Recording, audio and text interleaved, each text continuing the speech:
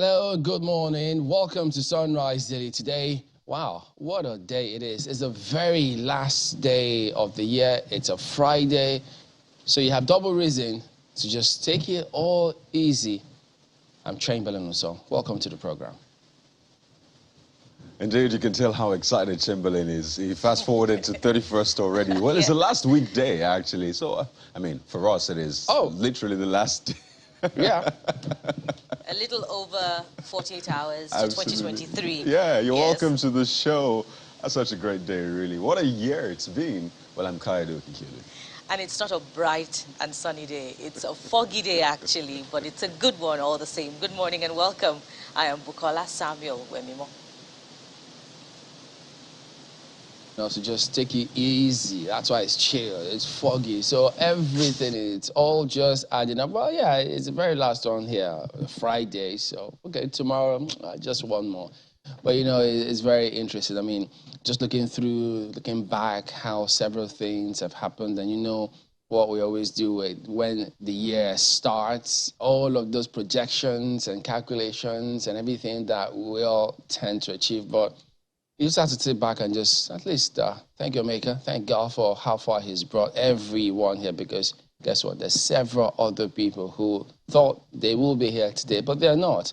Well, one of such is a football legend, Pelé. He took a bow. About a year it's been as well, but I guess we'll come to all of those as we go through some of the dailies, because things are still going on in every other part of the world, in every sector. In fact, let's jump right into it, because I mean, we have quite a lineup of guests for you here today, and we'll just bring you several perspectives on several things. So we'd just like you to just keep it all locked in here as you go with us. So that said, let's jump right into it and start off with the dailies here today. It's a festive season, quite all right. A very long one for a lot of people.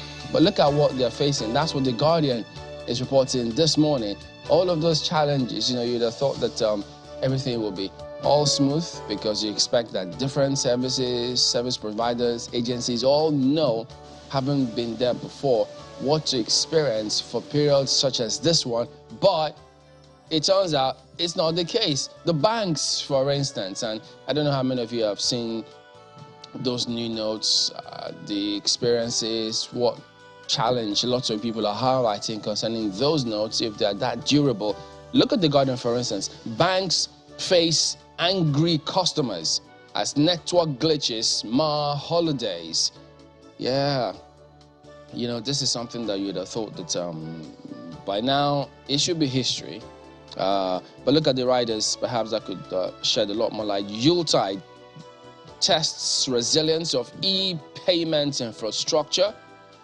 Financial institutions pay over 3 billion naira claims in 6 months. Subscribers decry persistent drop calls, undelivered SMS, illegal deductions. Alton appeals to customers as Natcoms seeks compensation. What are we even going to do with these appeals? We just want these things to be done. Look, those illegal deductions shouldn't happen in the first place. And besides, who compensates? I know that, you know, NCC usually conducts this.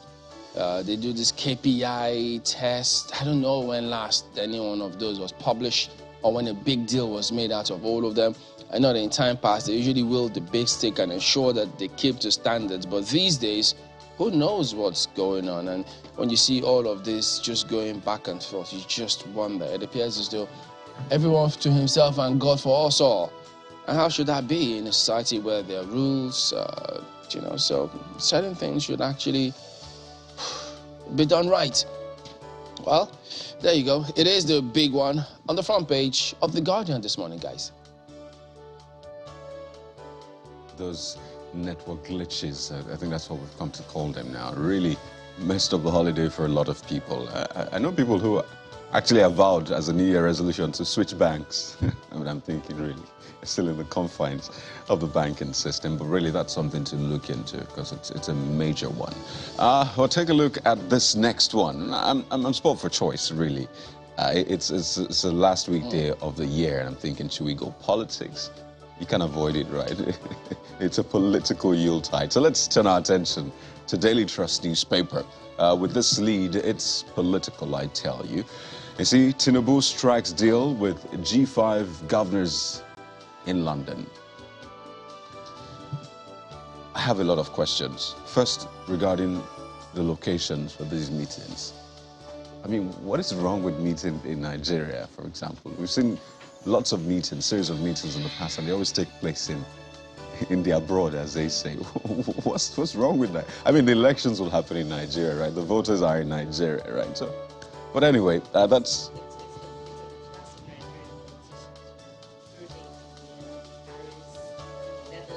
Right. So essentially, this is finding maybe neutral ground. But take a look at the riders, maybe that might help. Pledges government of national unity. Now that's in quote. Who said that? Governors to remain in PDP. They will be sanctioned if, that's coming from the PDP, Bobon riders. How alliance will affect Makinde Autumn's ambitions. Anxiety in Amechi's camp. So it's a page 4 read for you. Not minding the fact that you're, or at least the year is rolling now. It looks like the politicking is just getting started. Very interesting few days it will be in the build-up to the election. So that's the lead on the front page of the Daily Trust. There are 2 pictures there that show, well, that speak to the death of Brazilian soccer legend Pelé, who died yesterday at the age of 82. And I've seen lots of tributes rolling in, even from our President Buhari. Just moments after his death, the President wrote a tribute, penned a tribute to him. So it's going to be a major talking point, really. Some have said this is the goat of all goats, and a goat in the sense of greatest of all times.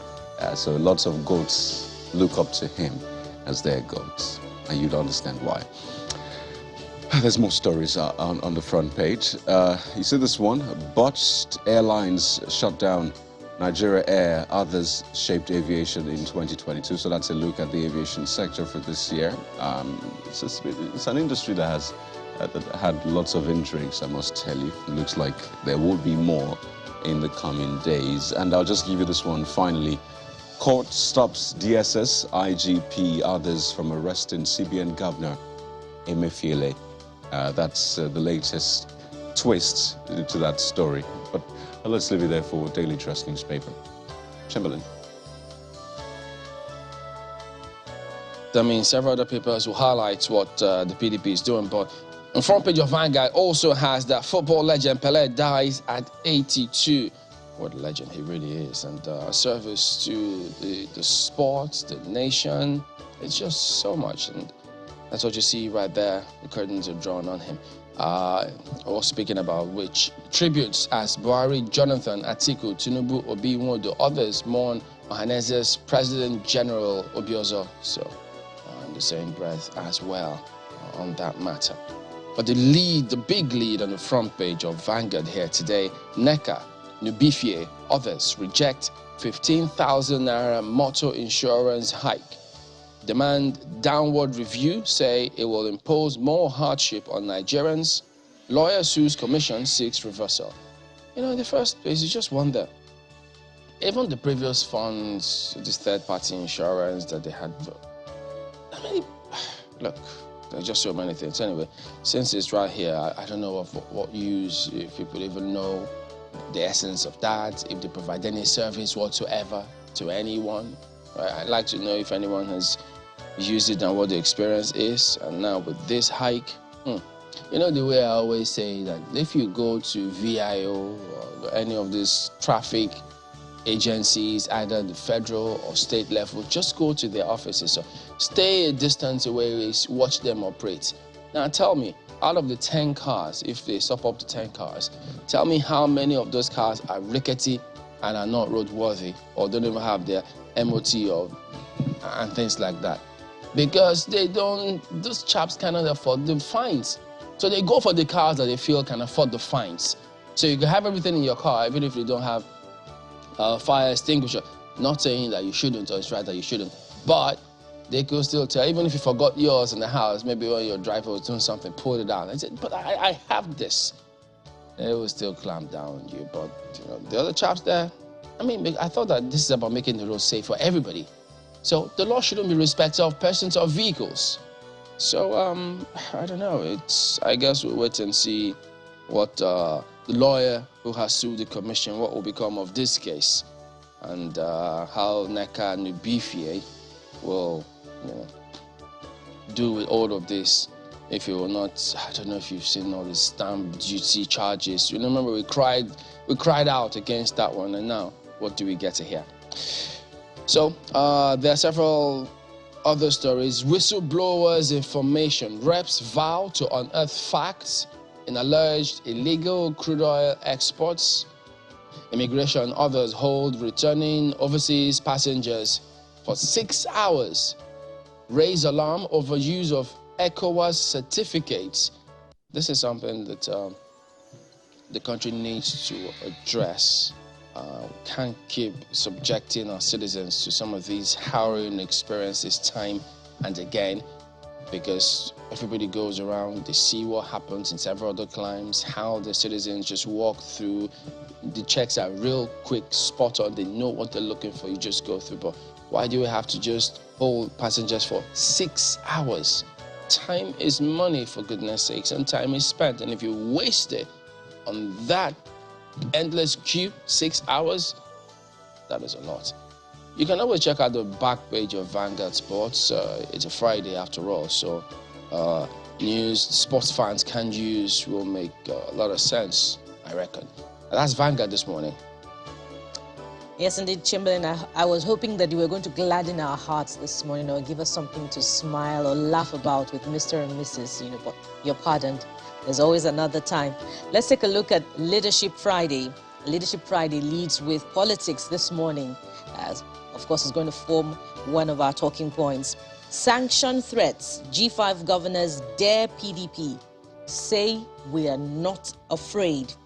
Let's take a look at some of the riders. We've done nothing wrong, or Tom has ascribed to the Benue State governor. See this one. There's no crack in G5 ranks. Governor Wike speaking there. And struggle for Southern presidency continues. That's ascribed to the Ondo State governor, Rotimi Akeredolu. Looks like the G5 are coming up with some form of surprise in the coming days. And one of the PDP chieftains was asking only recently, just about less than 24 hours ago, that it's sure to be a surprise how Governor Wike is going to convince one of the party chieftains in Lagos to support the APC candidate. Well, we've since passed the period of surprises. Santa has really gone backwards. So I don't know, so what, political Christmas now, political Boxing Day. Political Yuletide. That was your initial expression. Exactly. But we're waiting for the bombshell. Well, and then I think the bigger question also would be just how significant this will be, really, in the whole scheme of things. It'll be a very interesting period, really, and I look forward to it, right? We'll report all of that. Absolutely. Mark, we asked, some months ago when we had this conversation, when the political tourism was happening in the interest of whose candidate to support, she said, in whose interest is all of this at the end of the day? The real question. That's the real question. Okay, so let's leave the political story now and move on to other matters on the front page of Leadership.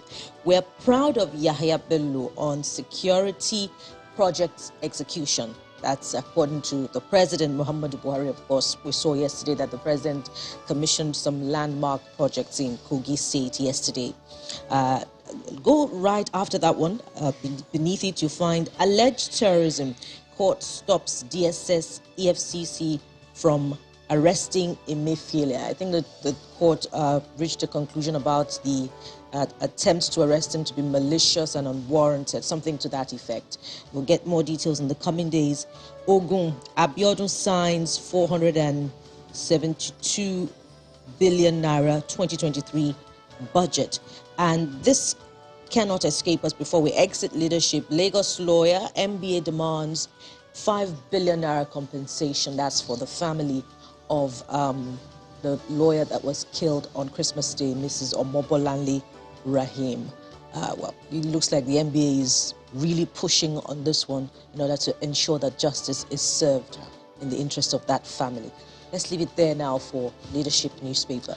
Well, this Nigeria has, pictures of football legend Pele right there. And it says, Pele, the end. And just in case you're wondering, what's his full name? It's actually Edson Arantes do Nascimento. We all know him as Pele. I imagine that's also easier. But the big story is quite different. It concerns a local story. And you see, Army rescues kidnapped female officer in Enugu. Arrests kidnapped kingpin others. Gunmen threaten to kidnap other serving Igbo military personnel. And so you just wonder what's brewing there. Well, more details on the inside pages of this Nigeria. And under the big pictures there, you see Bolanle, no cover-up on probe, says Sanwo-Olu, meets with IGP Baba. NBA will seek 5 billion naira compensation, as you may have seen across other front pages. And the hope, I imagine, is also that every other victim of police brutality or what have you regarding our security forces will get similar treatment, really, so that we really put this behind us and move forward as a nation. So the consistency, maybe have some sort of structure in place that will deal with issues like this in the same manner. Do that. I mean, that's the hope that we have, I mean, at the end of all of this. More stories on the front page, but I'll just leave it there for this Nigeria. All right, take it. New Telegraph. Property auction. Ex-convicts, accused persons or entities not eligible. EFCC. Lists participation requirements. Fixes January 9, 2023 deadline for bid submission. And then 61 luxury apartments, plots of land, others across Nigeria up for grabs. So if you are so interested, just follow the stories, search Google, keep your ears close to the ground, whatever it is. But of course, you know, there will be, well, you need to keep your eye on the ball as well.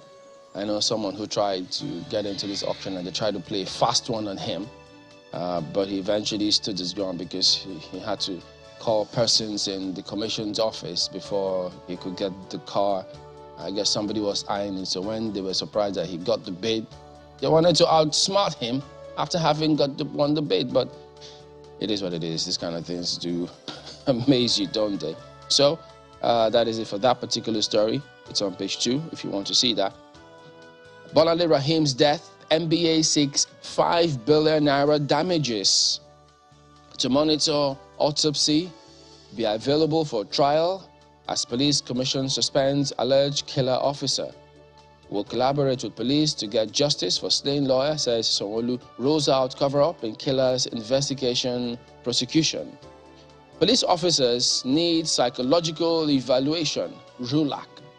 So, well, after all, if they subject motorists to psychological evaluation, nobody should be immune to any tests. You know, you never can tell after all. Isn't it about everybody being safe on the roads? So, who knows? And then speaking about the police, look at this one. 10,000 new police recruits will be deployed in 2023 polls, ascribed to the IGP. I know the one new there will be questions as to, whoa, okay, are they really up to speed concerning what is expected of them? Okay, can we ask them questions and be sure that they're all on the same page, they know what to do, hoping they'll not be susceptible to the vagaries of election day scenarios. Who knows? Just thinking aloud, really, on this one, because we can't afford to get anything wrong this one, especially with this much acclaimed or much talked about deployment of BVAS. The major reason why several people got to register, as a matter of fact, are still getting complaints that in some areas there are allegations that some persons are paying some funds to get their permanent voter cards. I think it's time to deploy those spy cameras and phones to where people are picking up those cards and see if anyone is being exploited whatsoever. So that will help everybody. Aviation, FG releases accident report on British Aerospace, Air Peace, others. Just check it out, the freaking flyers and everybody else. So that is a New Telegraph this morning.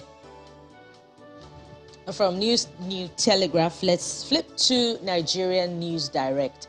It's a departure from politics, as its big story centers around the CBN governor and that planned arrest that has now been set aside by the court. Attempt to arrest, court knocks DSS, stops arrests, detention of Emefiele. Take a look at the riders, they're interesting. IGP, EFCC restrained, condemns harassment, intimidation, threats, restriction of free movement, abuse of right. Says it is vindictive, unwarranted, abrasive, and oppressive. Political class looking for means to disrepute him. That's ascribed to a Niger Delta group, and you find all of the details on page 3. And that last rider, you can't just pause but think about it. Has it now become a sort of tribal arrest, or I don't understand it. Oh, political this time. But, no, not political this time, because of the nature of the group that is commenting, the Niger Delta group. Well, the group is saying political class is looking for means to disrepute him. Disrepute him. Well, it might be a group that is, regional or an ethnic group, but they're speaking to a political plot, well, perhaps. We hope that it doesn't become a tribal conversation at the end of the day. It's an individual, regardless of where they're coming from. Okay, so let's continue with the Nigerian News Direct. You find this one at just close to the bottom strip. Ekiti Tribunal judgment is to God's glory, as ascribed to Governor Oyebanji. He can now sit pretty, as governor, having won at the court. And going above the nameplate, you find this one recapping the year 10 criminal court cases that shook Nigeria in 2022. I imagine, the most recent one of the former Director General of the campaign organization of the Labour Party will be one of that on the lineup of those criminal cases that will be enumerated. And, lastly, we're proud of what Yahaya Bello has done, close to the bottom strip, in security projects execution. Of course, that took place in Kogi State yesterday. And we see that one of the pictures there on the front page captures the commissioning presided over by President Muhammadu Buhari. And that will be his first ever visit to that state, as president. And it's coming about, a few months to the handover to another administration. Let's leave it there now for the Nigerian News Direct. Right, was that case a criminal case, though?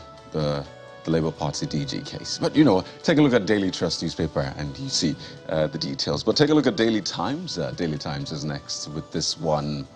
APC has delivered on electoral promises. That's credited to President Buhari. Commissions projects in Kogi to position state as Nigeria iron steel powerhouse. It's important to note or highlight something that the president said yesterday by way of an update on the Ajaokuta steel plant, saying that all of the legal hurdles have now been crossed. Nigeria has spent over $400 million trying to resolve all of those issues, and that the Ajaokuta steel plant is now ready for concessioning. I recall the minister recently saying that I think some companies are already bidding or have shown interest in bidding for that. So to whom it may concern, if you're interested, maybe now is the time. I imagine it's going to be a huge one. He says it has the capacity of providing hundreds of thousands of jobs, billions in revenue yearly. I think billions of dollars, if I'm correct. So that's an update on the Ajaokuta steel plant for 40 years, literally. And we hope other issues too have been sorted out. Sometime along the line, I recall the conversation also had to do with, the availability of a factory apart from the steel plant itself that will, produce raw materials that will be shipped onwardly, moved onwardly rather, to the manufacturing, the steel plant itself. So we hope that all of that has been sorted out, as well as the legal hurdles the president talked about. It definitely looks like a major investment. And hey, we look forward to seeing it work. Apparently, if it's resolved, it would have been, a landmark resolution because it's been 40 years of waiting. Yeah. Well, you see that one court restrains DSS for others from arresting Emefiele over alleged terrorism financing. That also makes its way to front page of the Daily Times. And I'll give you this one. House of Representatives ready to unravel $2.4 billion illegal sale of 48 million barrels of crude oil. So the HOR, as Daily Times put it, is getting into that one. But you'll always ask, really, what comes out of all of these investigations? I mean, investigations upon investigations. Just this year alone, the National Assembly has said it will look into the theft of crude oil. I mean, we've heard about a series of investigations by the National Assembly, House of Representatives, and all of that. But what comes out of it? So maybe this one will be different. Maybe. We'll wait and find out. And can I take one more? Yeah, go ahead. Okay, I'll take one more. You see, no death recorded as NCDC registered 49 monkeypox cases. So apparently it's still with us. Page 3, we need to actually not let our guards down, all right? But that's the Daily Times newspaper for you on this last weekday of 2022. Chamberlain. Yeah, I like how that sounds, really. On this last day of the week as well. Last sunrise day for the year, oh boy. But don't worry, it will be here next year as well. And then before you know what's going on, I will say Happy New Year. And they will say, wow, it's the last day of the year. I just imagine how many years you keep saying that for. How time flies, isn't it? Well, that is it, everybody. That wraps up a look at some of the dailies here this morning. Don't forget, you can make your own comments, and whatever you feel you've had up to here, there, whatever, we'll be glad to hear from you. But just give us a moment, we will be back.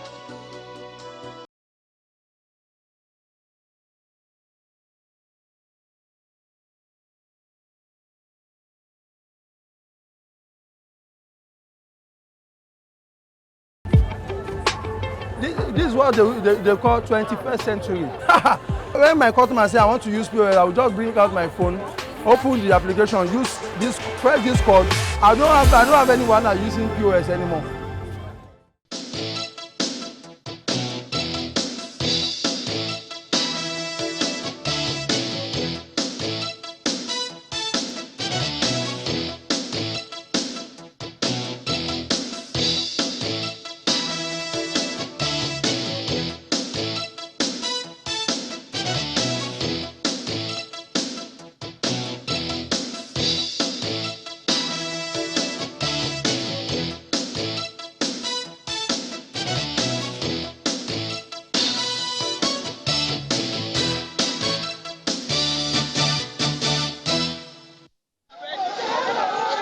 It's the completion ceremony of the infrastructure for the first phase of the Blue Line.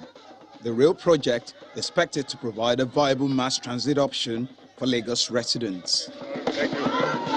The mood is right, and the venue, the iconic National Arts Theatre, is one of the stations. The arrival of the governor marks the official opening of the event. It's been a long time coming, and Lagos State officials speak on what this transport infrastructure means to the state. The construction of the Blue Line has been one of the most challenging projects in Lagos State the Lagos State government has ever embarked upon, given the many issues we've had to overcome. To get to this point, we have had disturbances and delays in the relocation of submarine cables, submarine gas pipelines, and removal of underwater shipwreckages as we completed the sea crossing. But as a state, we never give up. We forge on, and we're here today. The Lagos State Governor Babajide Sanwo-Olu says the project, which is the first of its kind in Nigeria, is a major milestone of his administration and those before him. This is a government that has kept its promise, that has kept its word, that have given a commitment, because we're people of integrity. We're people that understand and appreciate that once you give a commitment, nothing must stop you. We will now commence the test running of the line in preparation for the formal commissioning for passenger traffic and operation. The formal commissioning will be done by Mr. President himself in the month of January. He has given us the assurance that he will come around to formally commission the rail for us at the iconic Marina Station. The governor formally opens the track before proceeding on a ride to Marina. The 27-kilometer Blue Line project is an integral part of the intermodal transport arrangement of the Lagos State government. Although the entire stretch is not completed yet, when completed, the train will move from Okokomaiko axis of the state to Marina and expected to convey about 500,000 people on a daily basis. The state government is targeting the first quarter of 2023 for the operations to begin. The train runs on an elevated platform at this corridor, giving passengers a different view of the city from a vantage position. In less than 10 minutes, the train is at Marina, its terminal point. The Blue Line, spanning across 11 stations with Okokomaiko as the starting point, is part of efforts to ease the city's traffic congestions when completed. Dari Idowu, Channels Television News.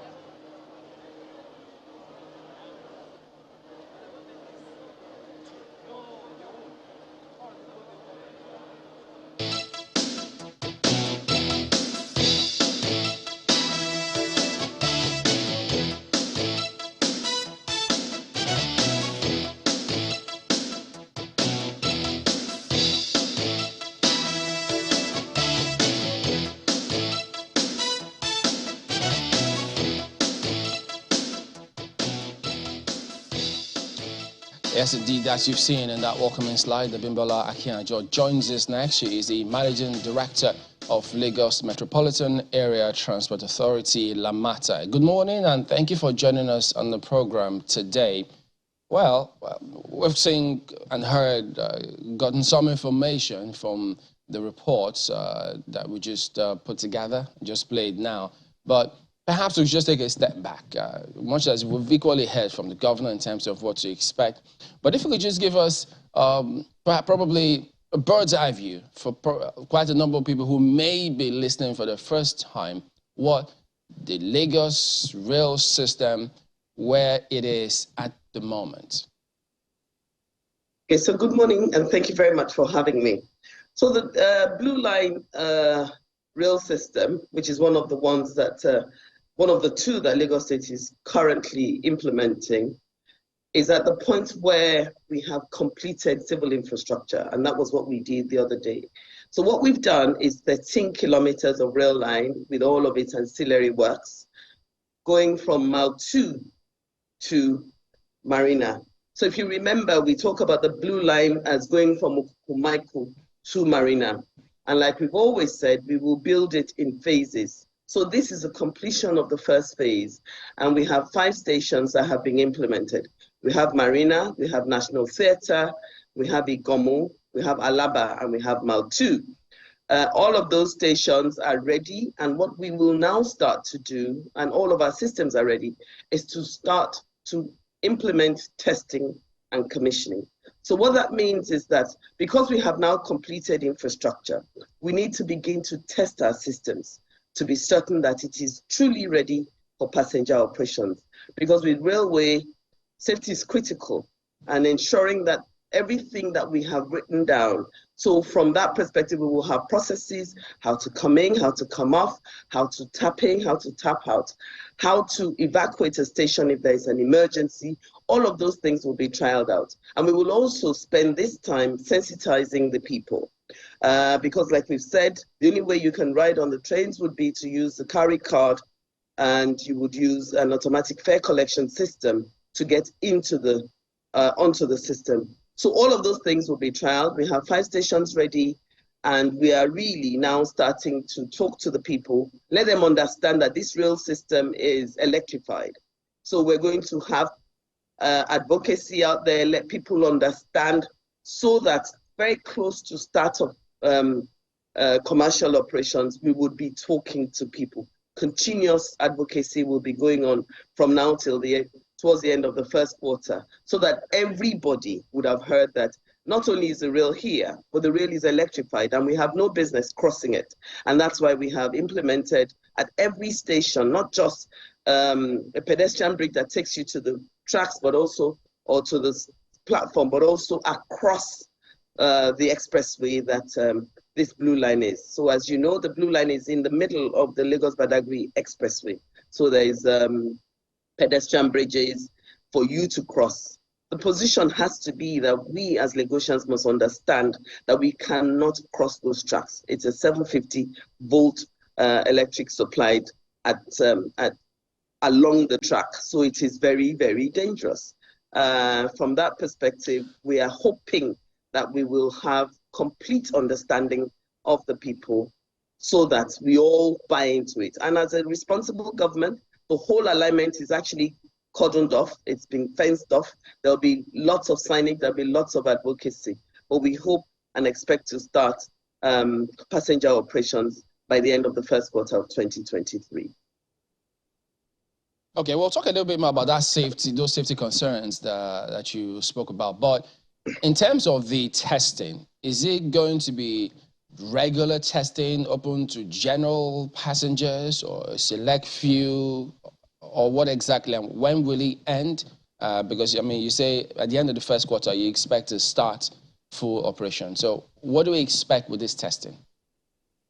So what you will see is that we will take different facets of society. So we could decide today that we're going to trial out with students. So we'll take some students, we'll take them on. Apart from the general advocacy that we will be doing, we'll take some students from various schools in Lagos and we will give them a ride. So when they come into the stations, we will explain to them, this is how you get onto the trains. This is what you must do, and this is how you must do whatever it is you must do. We could take market women, we could take corporate bodies, government officials, various people will be taken on board. So it wouldn't be a free-for-all testing. It would be selected few to first of all understand, and maybe toward the end of the testing and commissioning, when we've done a lot of select passengers for testing, we may have like a week before, a couple of days before, where we have a few days that we would allow people to just come and experience it, general. And then speaking about the safety, I know that, of course, you get a lot of questions, concerns about the safety of the rail track, given the fact that they're electrified and people will die if they cross it. But in Lagos, we've seen some areas that are just cordoned off, fenced as a matter of fact, and then some time after, by the time you get to those areas, you see that for some reason, who knows why, they've just gone, vandalized the place, cut off the net, just to make sure they keep crossing those areas. And you can't just understand why they do all of those things. So now with this one, the concern, the huge concern is, wow, it is going to be a kind of sensitization that will be ongoing for a very long time. What is the thinking in terms of having seen how some road users or pedestrians handle some things? Now, concerning this one, how are you approaching this? Because it's life and death now, not just, they can't afford to just cut any fence and cross the rail tracks. Okay, so, you know, this is where we have gotten to in Lagos. There is a problem with the citizenry where we don't seem to understand that. First of all, forget the fact that the infrastructure is electrified. Infrastructure belongs to all of us. And destroying infrastructure is actually wasting all of our monies. So there is a first advocacy of ownership that we must have. Let us all own infrastructure that has been implemented by government.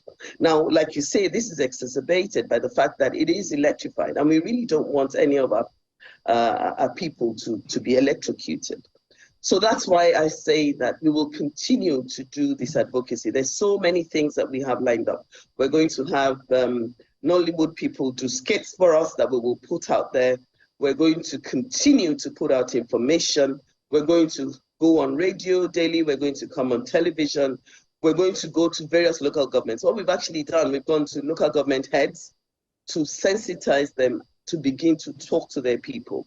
So we had said that to them, all of the local governments that this rail line goes through, we have spoken to the local government heads. We have been talking to some of their local chiefs, local obas, to let their people know. And obviously, when we get to those places, we will continue to talk to the people. The bottom line is an advocacy that must be ongoing. It has to be ongoing. It's a new phenomenon in Lagos, and so therefore, you are going to have to do this for years and years. So even whilst we start passenger operations, we're going to continue to talk about ensuring that you don't cross the tracks. This is something we will do maybe for the next 2 to 3 years until people get used to it, and people will then themselves begin to do it. And what we're also doing is doing it in various languages. All the languages that we have in Lagos, Yoruba, Hausa, Igbo, we've done it in Egun. Some of our advocacies come out also in French because of people who come into the city who are not residents here, but are people who are not, of our language or of our understanding. So for us, we're constantly thinking about ways in which we can reach our people and ensure that they understand the message and they take the message and begin to understand. And we must know that if we will develop, this is where we must go. We keep talking about development. This is where we must go. And if we know and understand that this is where we must go, we need to begin to reorientate the way we think and the way we do things. Obviously, cutting infrastructure and crossing is a no-no. Even if I did not have electric rail tracks, which we will not have on the red line that's coming, it is still not acceptable because trains will be coming at a lot quicker intervals. So that in itself is also a risk. How well, how fast, how effectively can that communication get to the 20 million Lagosians who at some point or the other, maybe not all of them, but will have some sort of interaction with the train itself, because that's a major concern. If this will start off next month, I imagine, the first month in 2023, then that leaves us with barely 31 days to sensitize all of Lagosians, even people coming in, because it's not just people staying in Lagos that will use that rail line. But the question then for a lot of people is why the third rail system? Why not some sort of overhead cabling such that the tracks itself is not energized? Why did we go for the third rail system as opposed to maybe some sort of overhead where the tracks itself is separate from the electric current that is passing through? Okay, so if we talking about the OLE, overhead line electrification, that itself is a 25,000 volt electric supply that's going through it. So there is nothing to say that it is also acceptable for you to cross an OLE line, because when it offs, you get a lot more going through you. Now, the third rail system is what was conceived a long time ago. And in its fairness, I think for us, we need to really understand what it is we want as a city. We really don't want to, we need to learn to encourage our citizens to understand that it is not acceptable to do certain things. So if you go along the red line, for instance, which is the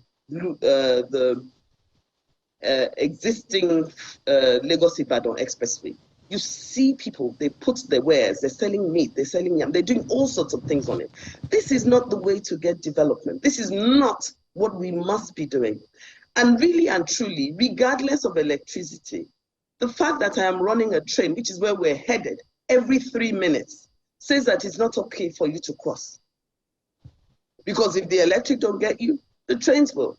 You can't be running across a rail line that in its design, when we grow, we will end up with trains every 3 minutes. Right now, the Lagos-Ibadan Expressway does a train, maybe one train in the morning, one train, maybe 5 trains in a day. When the red line starts, what we expect, we start off with maybe a train every 10, 15 minutes. So definitely being on the track becomes a no-no. We, right now in Lagos, and I remember we did a study of the number of accidents that we've had at a lot of those level crossings. So what we know for a certainty of fact is that interaction with rail lines whether it is electrified or not, should not be what we are doing. So we cannot say, oh, it would be okay if it was OLE. It won't be okay. It is just not okay to cross a rail line. It's as simple as that. So we must begin to sensitize our people. And that's why I said that for the next 3 months, it will be the end of the first quarter that we will begin passenger operations. And we will ensure that we will keep talking and keep talking and keep advocating and keep putting skits out and putting it on social media, putting it on television, on traditional media, in the newspapers, on radio, which I know that a lot of people listen to. Nigeria, we have to grow. We can't keep asking for development and then say, oh, but we want to continue to behave the way we've always behaved. Development comes with new understanding, and that new understanding must be disseminated to all the people. And believe you me, there will come a time when they will not do it anymore if we keep at it and we continue to develop in this way. Madam, my concern is also about safety. In one of the first videos put out, I see one of the officials talking about the danger in crossing the rail lines because the tracks are electrified. Although you said they've been cordoned off, but in that video we saw some people gaining access, from the roadside and crossing the rail lines. I confirm that that's an old video, and all those access routes across the rail lines have been cordoned off. All of those routes have been cordoned off. We also have security there. So we have 24/7 security along the track. And what we do is every time they cross, even now, we pick them up and we talk to them. We explain to them why they must not. And the position must be that everybody that tries to do it, we have one-on-one conversations with them. And I must say, in the time since we started cordoning off, which would be about 9 months, 12 months, this would be the second time we've done the cordoning off. The first time, all of it was cut off and people did what we're used to doing. But in the past 5-6 months, when we've had security there, we've had a lot less infractions. Because every time somebody crosses, the Lagos State Task Force, the police that are there, they pick them up. And then we have conversations. So really what we're doing is ensuring that even when you're doing it now, we've told you, and we've told a number of them that if we catch you more than once doing this, you will be picked up and you will be taken to the police station because it's trespassing. So a lot of these things... let me just quickly follow up with this. That surveillance that the state government has provided, is it a 24-hour surveillance, and will it also deter vandalism of the barricades, the cordon, to prevent a crossing? Okay, so all of what we will have is along the line, we will have CCTV, we will have motion detection systems. That's what we're putting in for the blue line. And then we also have physical place along that corridor. So definitely it will detect vandalism, it will detect all sorts of just trespassing. Anybody trespassing on our rail systems will be picked up. You see this all over the world. And in fairness, all over the world, there will be the one-off scenario where somebody will try or attempt to cross the line. And hopefully they will be picked up and nothing will happen to them. But the position must be that we must explain to the people, and that's part of the reason why we will begin to intensify that information over the next 2 to 3 months, so that close to passenger operations, people will have it ringing in their ears and their understanding. I mean, I think that's really important. You're talking about all of the resources, especially for surveillance that has been deployed. It just, got me thinking about how far this project has come. I mean, reports saying it goes as far back as 2008. There were lots of delays, but finally, it looks like this is happening finally, I mean, at the end of the day. Can you tell us, speak to the cost implication of this? Because I imagine for the construction itself, all of the other things you have to do, this must be a very heavy project. So how much did this cost exactly? So I think the cost has been put out publicly. When you look at what Lagos has done, we have a rail system that has crossed the bridging over a vehicular bridge. It has crossed the lagoon. It has gone. We have a sea crossing bridge. So, and it is elevated for the majority of its portion. So, from Igomu all the way to National Theatre, it's elevated. So that means that from that elevation onwards, we also have elevated stations. So this is an expensive rail, but I believe that the cost of it has always been very clear.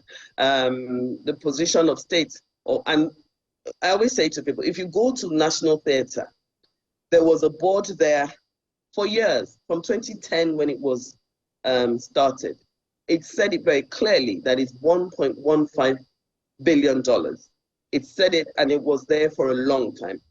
So it's nothing to, and I think anybody that has an understanding of rail lines implementation and that can be bothered to make the research will understand that Lagos actually got a good price, because when you are looking at a rail line system that is in brownfield, it is very expensive. Right. There are tables in world over that will tell you that it's done from anything from, for upgrade systems, anything from $30 million per kilometer to all up to over $150, $200 million per kilometer. This one comes in at just under $45 million per kilometer. So how much did it cost in total, the project? $45 million multiplied by, I mean, what we have now, is it 13 kilometers, 27 kilometers? How much did it come to, or has it come to in total? So when like I said, the board that was put out was speaking to the entire length, but at that time it was speaking to the entire length minus the rail crossing. So it's about, so for us right now, what we've spent is the portion that we have built at no more than 45 million per kilometer. 45 million per kilometer. I'll try to crunch that math, but I'm sure you're aware of some of the comments made about this project itself. Some give an example of constructions in other climes. I think one that sticks out is this, the one from Ethiopia to the port of Djibouti, which is said to have cost about, what, let me just see, over $5 million per kilometer. And they're asking, why did Lagos have to spend that much? $45 million per kilometer. So maybe we should speak to comparing apples with apples. And this is what I say about, if you want to do the research, it's on, you can, you know, we're in the world of research, and we should all, without just regurgitating what someone has said, we can all do the research. Now, the position is clear. The Djibouti to Ethiopia to Djibouti rail line is on greenfield site. You are all at grade. You are going through bushes. You are not paying for any compensation. You are not elevated. There is a world of difference. New York built a 1 kilometer line for nearly $1 billion for one, because you're in the middle of the city. We're in the middle. We had to do a sea crossing. We're elevated for the majority of the line. There is a table that we have in the negotiations for this rail. We knew exactly what we were doing, and the position was very clear. When you bother to look at the cost of metro, not an intercity rail line, a metro system in the middle of a city, where you see you are crossing water, we bridged over an existing bridge, we have elevated positions all over the place. It's not for me to say, it is for us, when we hear information, to take the time to actually look into Google. Common Google will tell us. Forget the fact that I understand railway. If you look on the system and say cost of metro all over the world, you would find that we actually have gotten a halfway decent deal. Most of these cities would build them at $100 over 100 million per kilometer, Right. 150 million per kilometer. And that means you're comparing apples with apples. Please don't compare apples with oranges or even apples with or whatever. You know, the thing is, the people will always ask these questions. They didn't elect Yes, Google as a government. So it's important to put out all of these information such that people know exactly what is being done. But we'd like to thank you so much for your time. I imagine a lot of people are looking forward to jump on that train. Literally. We've been speaking with Abimbola Akiajo, who's the Managing Director of LAMATA. Thank you so much for your time. Thank you very much for having me. So that's an update on the Lagos rails, but we have more for you on the program, so stick with us. We'll be right back.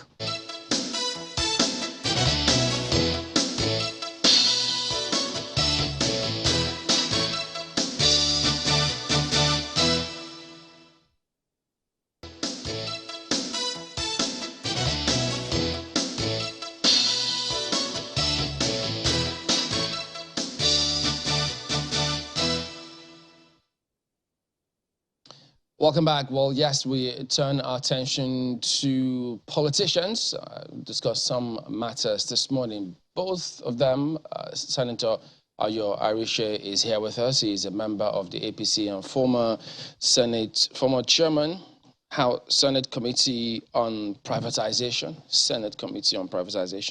And then we've got Daniel Boala, who is a spokesperson, Atiku Okowa Presidential Campaign Council, who joins us virtually. Good morning, gentlemen. Thank you for joining us today on the program. Good morning, Chimbali. Good morning. Compliments of the season to you. Thank you. Well, they may both be in holiday mood, but I don't know at the end of the day if they will be smiling, depending on who clinches the ticket. It may not even be any one of them. Who knows? Could it be the one who is not here with us, the party that is not here at the moment? Who knows? But let me start with you, Senator, concerning what's playing out in the National Assembly about this much talked about cashless policy of ours, the currency redesign, the CBN. Lately, the National Assembly, we understand the Senate did advise that the CBN urgently, as a matter of fact, to extend this January 31st deadline that they were supposed to for the withdrawal of the old currency and extend it to 2023, June 2023. And there are lots of people who think, whoa, wait a minute. It appears as though politicians just want to take advantage of this and ensure that they stop the CBN from carrying out what they want to do. In fact, some citizens think, okay, if the CBN goes through with this, it will help to a great extent to guarantee or ensure that nobody tries to influence voters with funds, that each person's vote will count. How do you see this? Well, thank you very much. I think the National Assembly is carrying out part of their responsibility to the public by listening to discussions and complaints where they are put together, or maybe some of the senators have listened to their constituencies to see whether this is really desired at this particular point in time. And the CBN has a responsibility also to ensure that they come up with monetary policies. If the CBN is saying that there are about almost 2.73 trillion of cash that is not banked in the country, and if those statistics or figures are correct, then there is a need for the CBN to encourage banking by even most of the unbanked people in the rural settings, and some of them in the urban areas as well.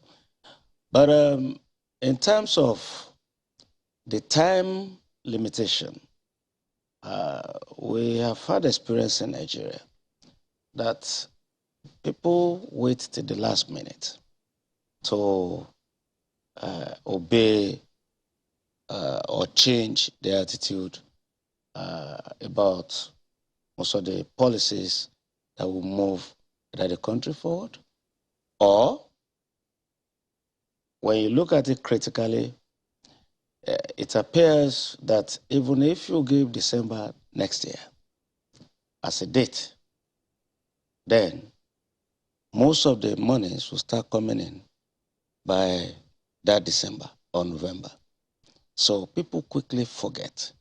And if you want a policy to work, there must be a timeline which is reasonable. And I think in terms of the cashless policy, I believe that poses a great challenge to everyday Nigerian in a way. But do you think that there is a vote buying challenge that needs to be addressed in the country? Well, you see, every time we have an election, some new problems are thrown into the public arena. The issue we are discussing now, in terms of electoral issues and problems, is vote buying. And we have discussed severally in different fora that how do we end vote buying? Is it by this limitation of cash withdrawals, or is it through other means? And it's been concluded that, look, it's a long-term project. If Nigerians are not gainfully employed, regardless of the policy that you put in place, people will find a way to circumvent such policy. If you say you can't withdraw more than 20,000 and you want electronic banking to come into the fore, there will be ways, unless you make it illegal, that you can't transfer money to another party.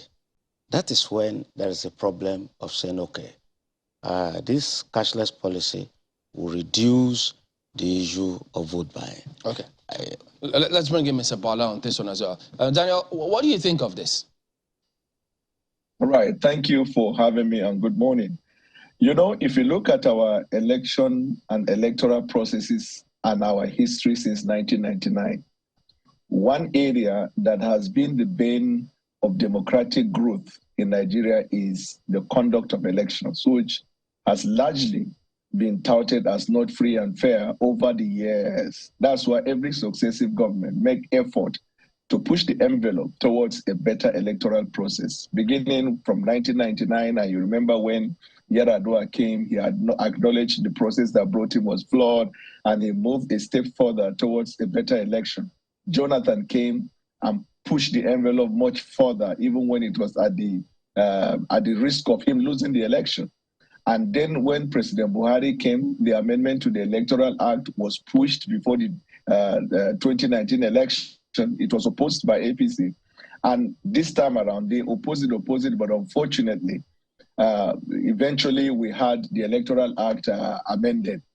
So now, what we have seen as progressive growth towards a better election is, number one, there used to be voters, vote snatching, ballot stuffing, and all of that.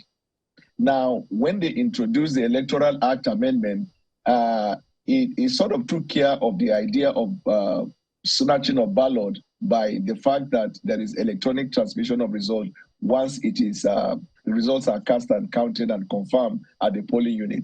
Another step that is added to it is this introduction of the bank policy, which seeks to stop vote buying, because vote buying is one of the major, if not major, problem that is affecting free and fair process. A free and fair process is a process where the voter choose a candidate not under any form of inducement. Ordinarily, that is to be accepted by everyone without a doubt. Unfortunately, there is a party called All Progressives Congress that is consistently opposing this idea. So what CBN policy introduced, or what it seeks to achieve, is to stop bullion van politics. A bullion van politics is a politics that the election is influenced by means of inducement. And the way in law we say, if everybody's hands is clean, Why should one party oppose that? Because it is a cross-board kind of policy that you are not permitted to use money to induce the people. And one way by which that is achieved is through this CBN policy. Now, here is the point. You have noticed that the CBN governor is under terrific attack. Our position as People's Democratic Party is not to interfere with the cost of investigation, the course of investigation. It is not to say he's guilty or not, because he's not even a member of our party. He almost ran for president in APC.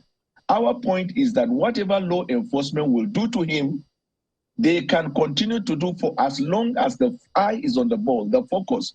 Because if you look at the CBN directive to the Money Deposit Bank and other financial institutions, you will see in the opening words, it says the President Muhammadu Buhari's policy.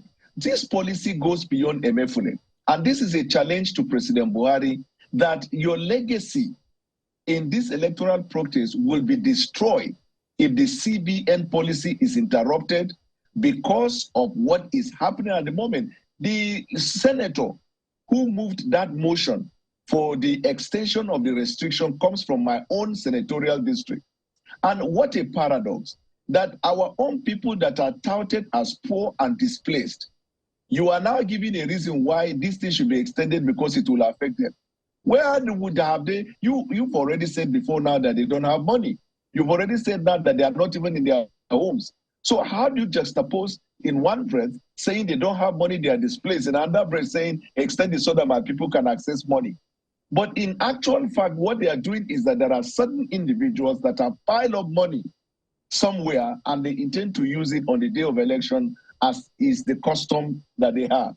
But this policy will destroy the legacy of Buhari if they ever allow it to be sidetracked or to be succumbed by virtue of extension. Look at it this way. The last day of January is the deadline. Now, why don't we all agree the policy should stay at least for less than a month? After election, you can bring all the pressures in the National Assembly to have it restored. But the whole idea is that we must protect the sanctity of the voter and the sanctity of their choices and decisions by ensuring that this cashless policy is applied to the extent that it presents a free, fair, and credible process in Nigeria. And all the electorates of these people who are fighting by all means to stop that must be aware that these people do not wish them well. All right, let me get Senator to respond to the allegations you made against the APC. Said that your party is resisting this because you want to buy votes. Well, I think that is rather unfortunate that the gentleman is attributing the extension to APC or any form of resistance to the cashless policy. It's just that this is the political season. But otherwise, you notice that before Nigerians trooped out to go and register for the national identity numbers, the Minister of Communication had to compel that those who do not have name numbers should not have their phones working. So everybody rushed there. Initially, he gave a time period, and subsequently there were extensions. So why did we not tie that to politics? These are policies that come every now and then to improve on many functionalities of the government. Now, the idea of a cashless policy did not just start. I remember under Sanusi, the POS issue was not really catching up. Yeah, but it's about this currency redesign. Well, which he says they will limit, they want to bring in funds that are not within the banking sector, bring it into the banking sector so that anyone who has money stashed somewhere, if they get it illegally, they won't be able to deploy it to influence the elections. Well, again, I don't know whether there's a policy that says you can't bring your old currency. No. The door is open. Yeah. So if you bring the same money into the banking system, The way to spend it or expend it will now be the challenge. Now, there is nothing wrong in somebody who has tagged money in, and somewhere, and you are now told, bring your money to the bank. So how does that affect a politician? If you say, bring your money to the bank, and you have merely redesigned the currency, you still have access to the new notes somehow, if they make that available. But right now, if you bring in a certain amount of money, yes, you won't get the same amount of money back immediately. Of course, that is part. The issue of not getting it back immediately, I think there is still that caveat there. You can get as much money as you want back. You only pay some tax on it, or a levy. So that is what is on the ground. CCPN said they will make it they will fill plenty forms. EFCC says we will ask questions as to where those monies came from. So if you want to withdraw a very large amount of money, if you cannot explain where those monies are coming from, then you might be into their net. Ordinarily, there is nothing wrong in asking a person, where did you get your money from? How did you make it? It's part of ways to curb money laundering, to curb corruption. So those are already there. It's got nothing to do with this political environment. If the CBN says that, okay, you put your money, but you cannot get it back, I don't think that can be policy that will be commendable. It's your money. If you put it in a bank, you should be able to get your money back. But asking how you got the money is a legitimate question, which everybody should support. Because other than that... You support this? Yeah, of course I support the idea that if you put tons of cash in the bank, you should be able to show how you got the money, what work did you do, and all that. But that is still it's lacking in the society, by and large. All right, so Mr. Bola, I haven't heard him. Doesn't that suggest that it is not all members of the APC that oppose this? Because you say some of them, it appeared as though you painted a blanket picture. Yeah. And then if it were in the Senate, did you see enough resistance from senators representing the PDP, for instance, to justify perhaps if anyone says PDP also resisted this in terms of their senators if they didn't push back enough? No. The fact is, and with the greatest respect to the distinguished senator, you cannot agree with a policy and yet say in the same breath that you don't want it to be applied now, you want it to be applied much later. I mean, it is inconsistency. One fact is clear. The distinguished has admitted that this policy will stop money laundering. He admitted that this policy will enhance good governance. So if you have admitted, the point is, and you are talking about politics, the point is, why is it that you don't want its application now? That's point number one. Number two, and most importantly, Chamberlain, is that APC as a party, they have made concerted effort to depart from President Buhari. In fact, by their conduct and their actions, they are on a course to destroy the legacy of President Buhari. Because if you remember, when this policy was introduced, people were trying to oppose it.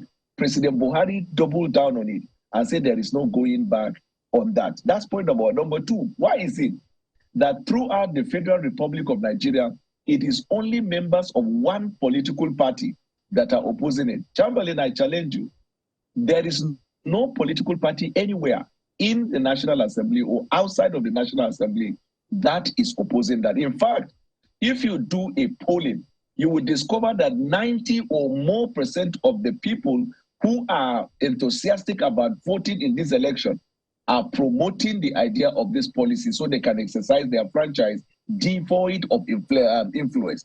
So why is it that one political party in particular that is opposing the application of this policy? Remember, the central bank is not a member of PDP. The government is not a government of PDP. We have no influence whatsoever in the administration of government in this administration. It is an APC-led government. But I am telling you, and it bears repeating, that the APC party and the APC campaign are on a strong course to destroy the legacy of Buhari. They've started already, where they departed from him on many issues of policy. And now the burden is on Buhari. You're rounding up and you're going back. If you allow politicians to destroy your very legacy, because every president that came before Buhari, they left a legacy behind. Jonathan left a legacy. Let me add this to Mr. Bola before Mr. Senator comes in. Now, how do you say that the APC is hell-bent on opposing this policy when the CBN governor, before this policy came through, you saw several pictures, several scenarios, meetings. In fact, he launched that with the president's approval. The president did support it. He did say yes. And he has consistently said he will ensure or work towards ensuring credible elections. Now, if he, as the leader of the party, and then CBN governor, who many have said is a member of the party, are supporting this policy, how can we then say that the party is opposing this policy when it comes from them?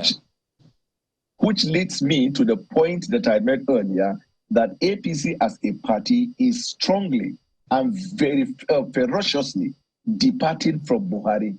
They are, look at their manifesto, they are trying to create a two parallel worldview about these governors. If not, if Buhari is the leader of the party, as you have said, and the CBN governor is a member of the executive branch of the party, of the government to which Buhari is leading, why are they contradicting him?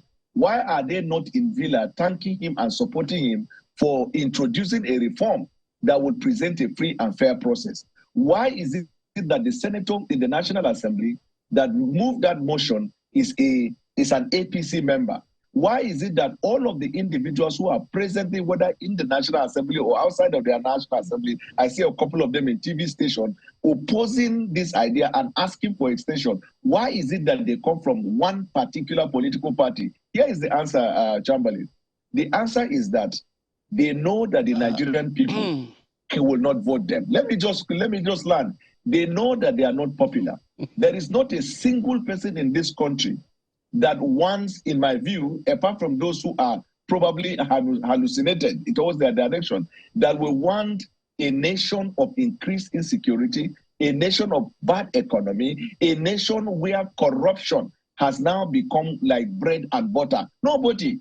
And if you want to test your popularity, you can see the way in all fronts, the use of law enforcement in the various states to intimidate opposition political party, to the point the president had to tax. In fact, even yesterday, the president again re-echoed that I have again told all law enforcement to be apolitical, not to influence and not to intimidate the opposition. Why is it that the president consistently is on the path of a free and fair process, but the party is consistently working at cross purpose? This is the valid point that I said. They are working against the legacy of the president.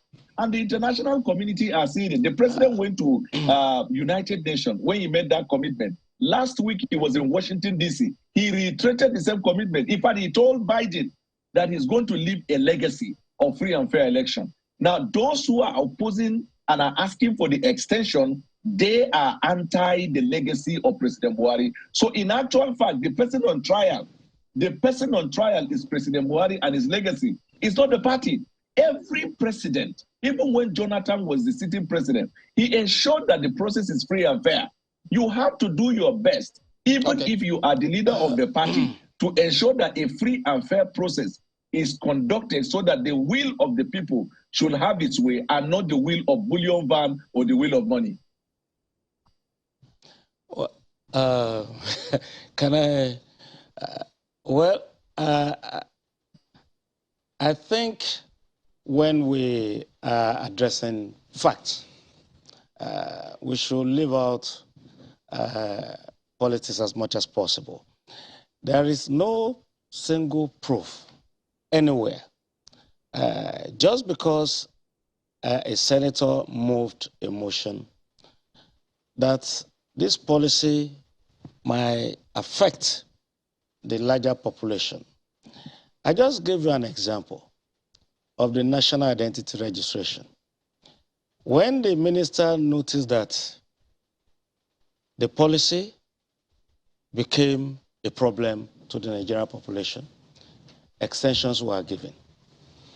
I remember there were about 3 extensions under the compulsory name telephone registration combination. And we should look at facts. The fact that the people are saying there will be a lot of difficulty. A senator came out, there will be a lot of difficulty. It is not, it's not a made-up story. You can be rest assured that policies like this elsewhere take time before implementation. And so when a senator came up with that, okay, we need an extension for 6 months. If you can give us the facts and state the fact that, okay, all Nigerians have returned all their monies to the central bank, or the fact that you are asked to bring your money to the bank now means that APC does not like that idea, and that APC is the only party that has money to spend, as if those in the other political parties are not planning on spending money. And I've never seen a place, even in the US, somehow, there are people, they put buses on the road on election day to go and pick people to come and vote and express their franchise. So if, for example, APC now sends out buses, local government by local government, to start carrying people to vote, then you now start saying, oh, it's APC, it's APC. Whereas you are not disturbed or debarred from making the same provision for members of your party. So for us, when we begin to say, oh, APC has done APC, is it not the same APC that has this electoral reform, the same president, that's okay, rather than what we had in the past, we now want electronic transmission of results.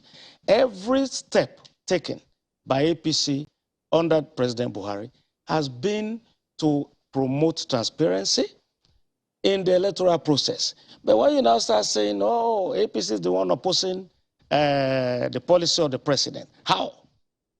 The president is not a PDP member. He's an APC member. Every good thing that he has done is to the credit of his party. Well, so I don't understand, you know, where you're coming from.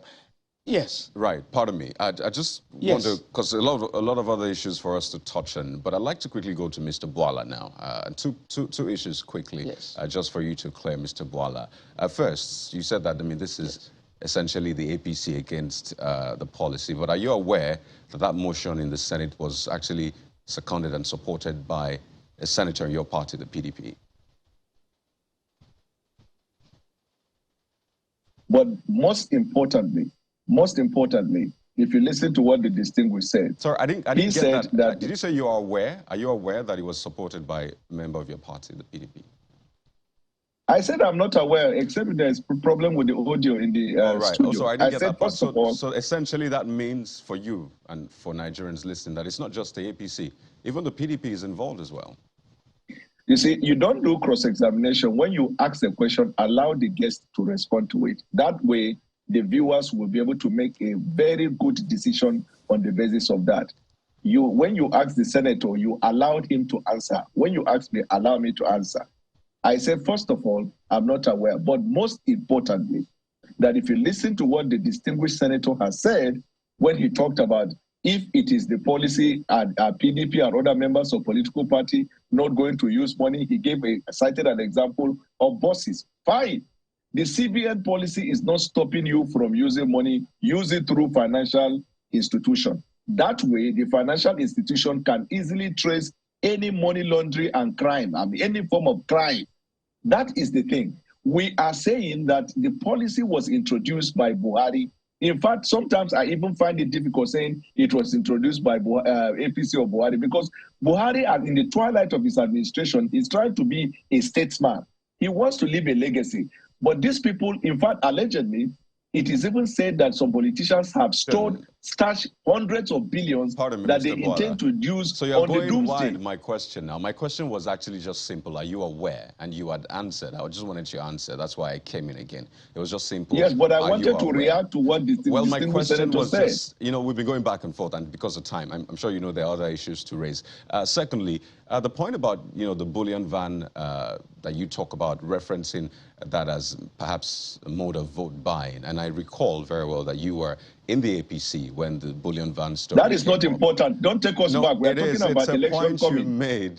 Mr. Boala, you can't be the one asking the questions and the one answering at the same time. We're having a conversation. So the question then is, if you have an issue against the bullion van, which I mean imagines a reference to vote buying, why didn't you raise the issue then? Because you campaigned vehemently for this party on air, on the field. So did you have an issue with it then? Why didn't you raise that issue? Why now? So this question you have asked is called a lazy question, even in journalism. The fact in issue, we're talking about election coming and for the policy. Personal. No, allow me to speak now. Lagos, no, learn from Chamberlain. Chamberlain is a veteran journalist. When he asks, he allows people to answer. You're making allow this somebody personal. to answer. I'm not making the question personal. It's a point you made. It doesn't matter. What I'm saying is I'm responding to your question. If you ask and you cannot permit answering, then you are not asking a guest. You must allow the guest to answer. The answer is, it is irrelevant whether I was in APC or not. What is because it's called a destructive strategy. You want to bring an item to take away the fact in issue. The fact in issue is election is at the door. CBN introduced a policy. Do you agree? If yes, why? If no, why? It has nothing to do with personality. You are making it an issue by bringing my name into the matter. And I am telling you it is not relevant whether I was in APC, in fact, whether I was even living in Budolion Street. It doesn't matter. Whether I was even bearing the candidate of the party as my son name. It doesn't matter. What matters is the policy is being introduced. A particular political party is opposing to the fulfillment of the policy, have not been able to advance a cogent reason why it should be extended. I am making the case that anybody who will want an extension is the person who will do money laundering, is the person who will do vote buying, is the person who does not believe in the legacy that President Buhari wants to establish. Right. And I'm giving element of fact to support the point that I am making. That's the most important thing. And well, it's important to state the fact as it is, and I just stated it. You were in the APC. That's no, you didn't state it. Whether or not it is relevant or not is for the people to decide. It's interesting you think it's not relevant. But let me just yield to my colleague Bukola now to raise the other issues. Bukola, it's over to you. Yes, indeed. Thank you, Kayode. I'd like to come to Senator Arishi just before we leave the Naira redesign policy. You were arguing earlier on that this is a political seizing and that during the registration for the national identification number and when Nigerians called for an extension, there was no opposition to it. But would you compare, tomatoes to potatoes in this regard? Because this is, strategic and close. It has proximity to the elections. And senators in your party who have raised opposition to it have not quite provided reasons, for the calls for the extension.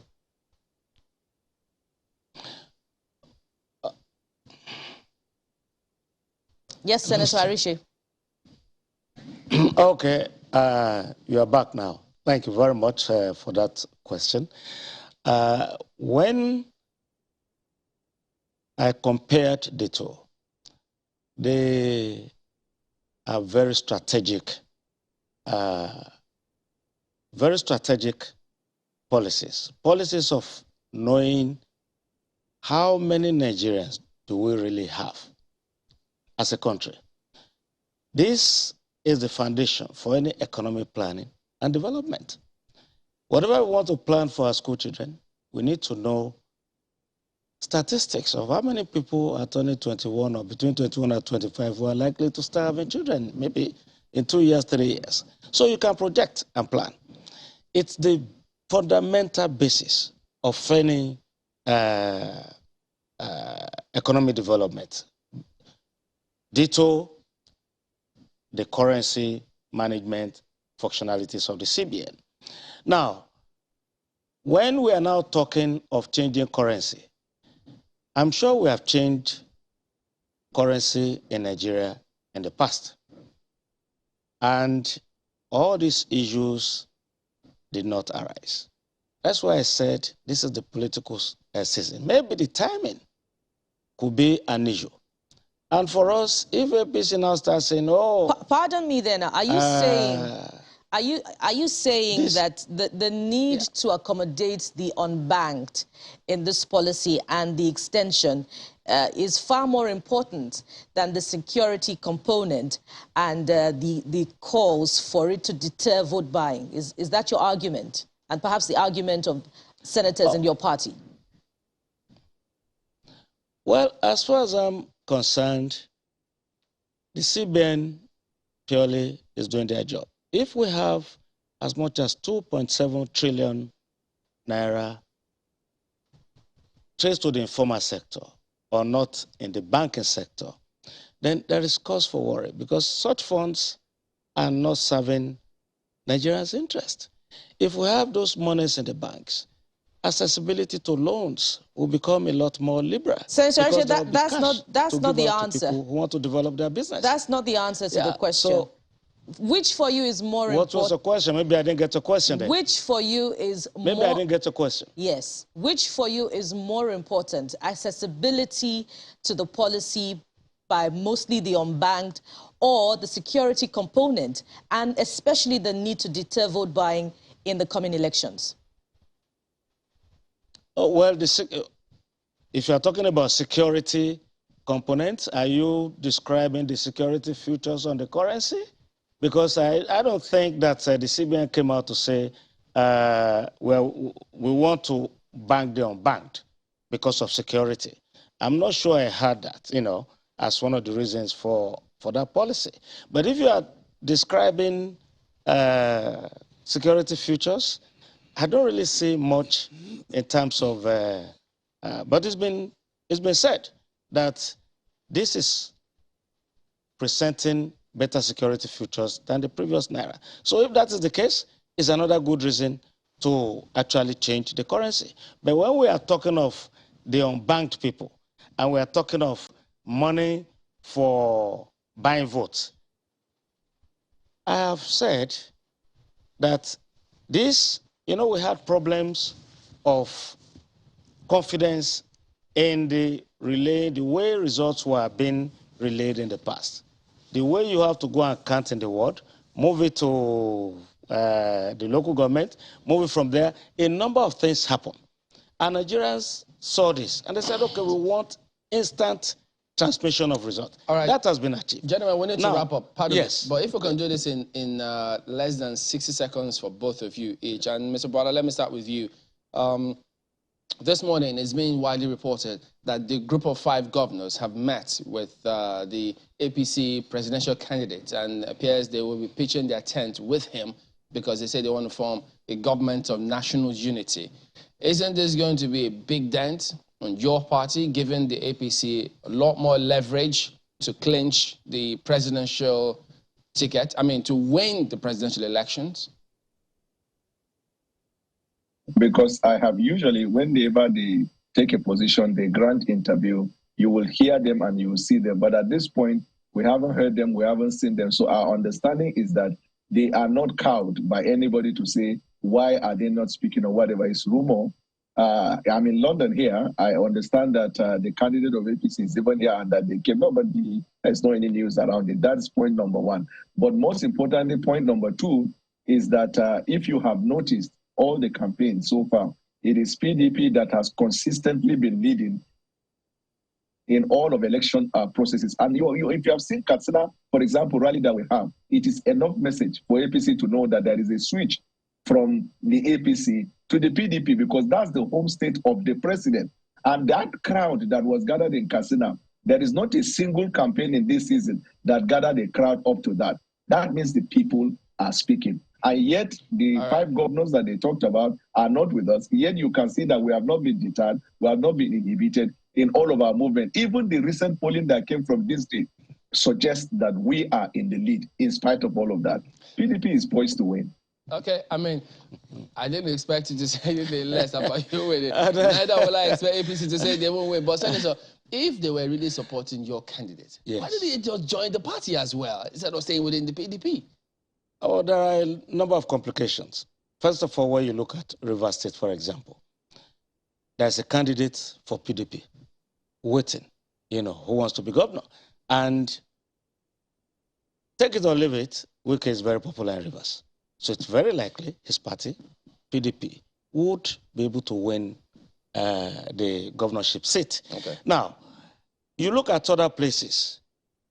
In conclusion? If in conclusion, I think I would just suggest that the PDP people should sit up and work. Because the work that Ashiwaju and his team and the APC in general, the work they are doing is very glaring, even to, the lady deciding mind, that this is the party to beat in Nigeria. All right, and gentlemen. he's referring to Katsina. Then if it is Katsina that is the example of where it's going to win, I feel very, I don't know how to describe it. We'll leave it on that note then. Yeah. We have to thank both of you for coming on. Senator Ayo Arishe, a member of the APC and former chairman Senate Committee on Privatization, as well as Daniel Bola, who is the spokesperson, Atiku Okowa Presidential Campaign Council of the PDP. Gentlemen, thank you both for coming on. And I know you had a very Merry Christmas, but a good New Year ahead for both of you. We'll be back in just a moment. Stay with us.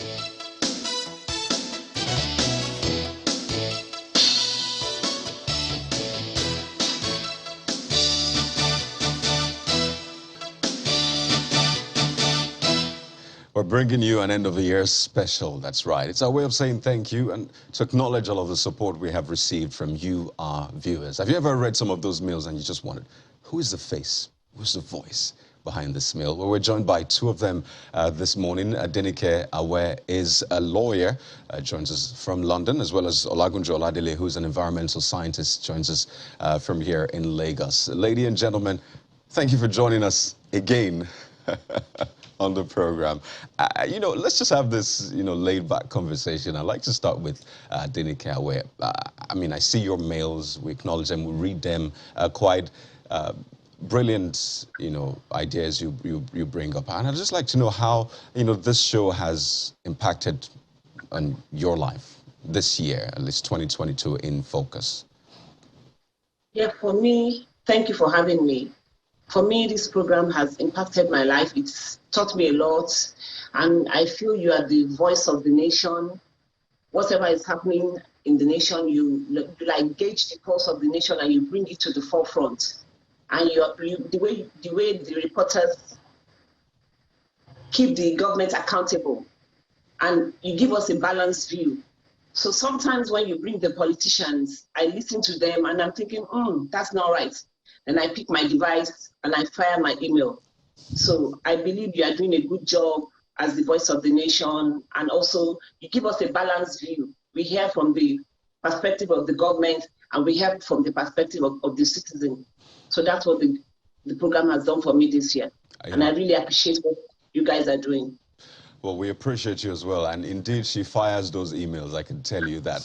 Let me come to Olagunjo Oladele. You're here in Lagos. You have a sense of all of the things that are going on, perhaps firsthand. So just by way of a recap of the year for you, vis-a-vis the show, the politics in Nigeria, the state of the nation, how has it been?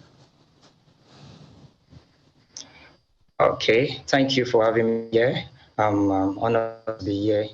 I've seen over the past few months about what is happening in Nigeria. We look at that, okay, we're having an election coming up in 2023, that's February 2023, and a lot of Nigerians are focused to the election and we're actually looking forward to what we would see or the candidate that would end up winning the election. Yes, we all have individual candidates that we want to be the next president. However, only one would win. And that candidate will set the precedent on what will happen in the next 4 years. And going forward, looking at how we've actually make Nigeria great and how we've been asking questions.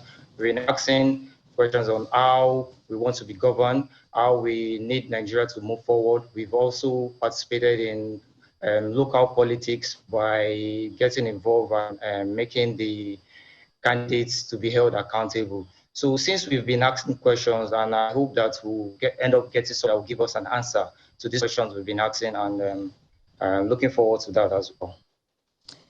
So, Nike, thank you very much for that feedback. It's refreshing to know that we do exactly what is expected of us. And, you know, it's even more heartwarming that we have impacted your life this year.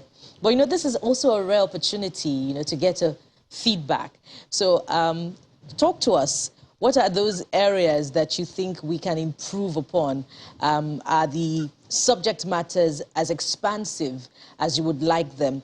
And are the you know, individuals that we bring onto the program, are they those that you would like to see? Just give us some feedback in that regard as well. Well, I'll say maybe in the area of when you are asking the politicians the questions, like the follow-up questions, you need to press harder to get the right answers from them. As in, as we call it on Twitter, press their neck properly. Because, you know, politicians, they only tell us what they want. They come here and they tell us their agenda. They don't tell us what is really happening, or they don't address the issues. So I think you should press further on those questions. And I'll say, for me, I want us to discuss what is happening, the nation, not the back and forth between the politicians. Oh, you've gone to court, or this between this party, you're in APC now, you're in PDP now, who is getting the ticket? Really, we don't. Not that we don't care. That's the politicians' beef. And we're just concerned about the citizens, for the citizens to get the proper, what's it called, dividend of democracy. They vote for these people 4 years, they come back again, and the same thing. It's like we are circling the same mountain, and there's no progress. Nigeria is 62 years. 18 years is the age of adulthood. We are 62 years, and we are still at this stage. We are still underdeveloped. No, we cannot continue like this. So we need to hold politicians accountable for their promises. So going forward, that's what I want to see. Let me now come to you, Olagunju. You talked about the need to ask the politicians those questions, to hold them accountable, and then, you know, to know what the plans that they have. So do you see progress, particularly in the area of, you know, socioeconomic development, you know, particularly when those questions are brought to them on the program?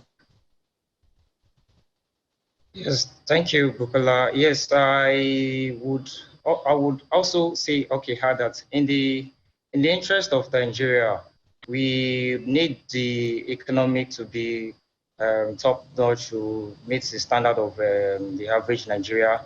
We want to make sure that all the politicians are optimal in their functions. We also want to make sure that, okay, that even though we are looking at the election that is actually coming up, we still want them to be able to perform to the best of the interest of Nigeria. Then, as well as looking at the National Assembly as well. The election that is actually coming up, we have a National Assembly as well. That's coming up this February, and most of us are focused on the presidential election. The National Assembly also will play a major role in giving us a good economy by setting up budgets as well as policies that would enable the government to perform. And looking at the financial policy, the new CBN policy, the limited cash as well. We know that, okay, this 2023, we have, this coming 2023, we have a lot of, the percentage of Nigerians that are using internet or using the mobile transactions are actually fewer, and we can't overemphasize on the challenges that would come with it. Right. However, but I'm optimistic, and I'm actually looking forward. I also commend the CBN policy. There are a lot of challenges there, but I'll commend them for what they've done so far. And I see that we have to move forward. We have to get it right. Nigerians are actually very, very eager to get to the next part. We want something done. We're actually eager, but I know everything is going to be in a slow pace. and we'll surely, as long as there's a direction, Right. that's what is actually more important. Okay, I mean, we'll go to Abuja soon, but I'd like to ask Adenike this, because I imagine you represent, to an extent, Nigerians in diaspora. I know it's one thing to stay in Nigeria and experience all of the things going on. It's another thing to see things from a different perspective. So I wonder for you, what are your expectations, really? I don't want to ask if Nigerians in diaspora are planning to come back and settle back home. I know that question is always tricky. But from where you are, from the people you relate with, what really is your desire for Nigeria? What do you see for Nigeria in 2023? In 2023, I want the government to address giving the populace, like I said, dividend of democracy. Just give us the basic. Nigerians are just asking for the basic: water, light, and electricity. Those three basic. Even if every house cannot have pipe-borne water, at least let a street have drinking water. People should not be drinking from water where other people are defecating in. I shouldn't be going home and praying, oh God, let there be light. So it's just the basic, and people will build on that. That's my expectation, and I'm sure that is the expectation of most diasporans. Like, the government should just provide the basic for people, basic. That's what I have to say. Let me just ask, I mean, I know that, yeah, you expect a lot of things to happen, but, you know, when the show was starting, there are so many considerations. Sometimes you wonder, will people watch it? What do you do? Several things, really, but as you progress, you just narrow some of these expectations and just tunnel vision in what you do on a daily basis. Perhaps on a lighter note, as you wind down on this one, Mr. Well, let me ask you, how do you watch sometimes in the morning? Are you preparing breakfast? Are you dashing out to work? How do you juggle all these things to watch? Okay, the way I watch it now, you know, we are 1 hour behind you. So I set my alarm for 5:55, and then when it goes on, I go onto my YouTube. Then because I work from home sometimes and I go to work. So if it's the day I'm going to work, I put on my earpiece and I listen to you all the way to work. So I get to work at about 9. Oh. So I might leave my house about 7:30. Yeah. So that's where I listen to you. But when we're at the same time, I just turn on my TV and I make sure I listen to you. So it's part of my morning routine. Oh. And politics today is part of my evening routine as well. That's very, very good to know. Olagunju, now I know that there'll be no emails from you because you're right here, unless you want to multitask. How about you? How do you juggle? Because Lagos, it can be, if you miss your calculation concerning timing, where you need to go to, you know, traffic will tell you otherwise. How do you juggle it yourself? Yeah, it's a crazy experience. Actually, there was a few years back, I was in Abuja. I was based in Abuja, and I could tell the difference. Yeah. Moving from one place to another. I could easily move from one spot. I could go for lunch in Abuja, but in Lagos, you can't even try it. You just have to stay within the proximity of your environment. You just have to make sure that you don't lose guard or you miss your way and you're going to the next, or you see yourself in the next 5 hours in another street. So it's a crazy experience in Lagos. But with this new train that is actually coming up right now, I hope we'll be able to manage or reduce traffic in some areas where everybody will want to join the train. Or sometimes instead of driving to work, we'll just use other alternatives to ease our way of moving around Lagos. Lagos is a busy town and people keep coming into Lagos. Well, we hope that every other state manage their own environment as well, instead of the influx that keeps coming to Lagos. At least somebody understands what I'm feeling moving cities right now. So thank you very much indeed, Olagunju, Oladele, and Adenike. Thank you both, and we appreciate your time, letting us be a part of your day today, several years. We appreciate all of you, and for every other person out there. Thank you very much indeed, both of you. Thank you for having us. It's an honor. All right, so there you go. That is the show today and for the year, actually. So I know you have several things planned out for next couple of, 24, 48, and then 72 hours, whatever you do, just ensure that you take it all easy, make the best of what you can, and then live the rest, because you have a life to live. Thank you for watching. I'm Chamberlain, so I think the next time we'll see you, we'll be saying Happy New Year to all of you. And indeed, if I wasn't a presenter of Sunrise, I'd be an ardent viewer. You get your opportunity to be on the program. Yeah, thank you for your participation. And, the 31st is usually a time of reflection. Take stock of what's been done in the past year. You achieved your goals, to reflect on your strategies for the new year. So make it count. Thank you for watching. I am Bukola Samuel Wemimo. Why am I getting emotional? It's like a tear or two is about to drop. So before that happens, thank you so much for being a part of our year. We'll see you next year. That's just in about 3 days, right? So let's make 2023 even better. God bless you. God bless Nigeria.